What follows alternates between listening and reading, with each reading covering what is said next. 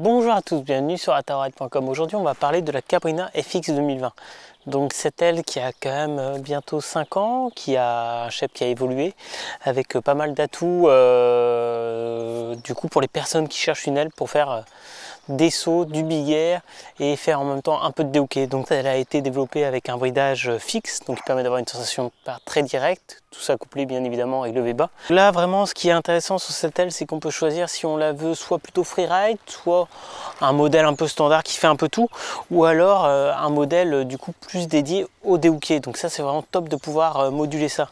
On ajoute cette année le Nano Ripstop, qui permet d'avoir du coup une aile qui garde une meilleure structure, une meilleure tenue, notamment dans le vent fort et aussi dans le vent. Donc ça c'est vraiment top. Ça vient s'ajouter forcément avec le skeletal frame et les lattes qu'il y a en bord de feed. Donc ça c'est vraiment top. Et puis du coup on ressent vraiment l'aile qui est mieux dans le temps. Cette valve, la Quick Flow Valve qui permet de gonfler, on a juste à connecter son embout à baïonnette classique.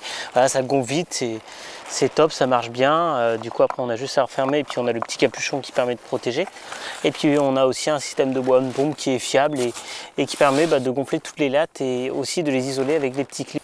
Comme on peut voir là, on a toute une segmentation donc qui donne beaucoup de structure à la voile, que ce soit dans les vents rafaleux, dans les vents forts notamment. Tous les atouts qui font de la marque de Cabrina, voilà, des ailes qui sont vraiment très agréables, très stables, qui durent dans le temps et qui permettent vraiment de s'éclater. Alors un point que nous on adore sur la FX notamment, donc sur les autres voiles ça joue aussi, c'est ce réglage qu'on a entre A et B. Sur la FX vraiment on le ressent beaucoup plus, c'est-à-dire que on va sentir une voile plus présente en barre, en B, mais pour autant ça ne va pas altérer sa maniabilité ni rien. Donc c'est vrai que pour les personnes qui veulent une aile 3 lattes un peu plus jauge, un peu plus présente en barre, parce que c'est vrai qu'elle est assez légère, voilà, ils pourront moduler et ça sera vraiment intéressant. Par contre, si vous aimez bien une pression de barre très légère, c'est vrai que vous pouvez rester sur le A.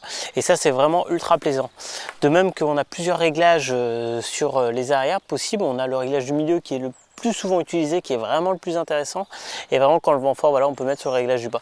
Nous, on n'est pas fan du réglage du plus haut parce que du coup, ça a pour effet de surborder un peu la voile. Et les Cabrina, elles sont vraiment parfaitement équilibrées sur le réglage du milieu.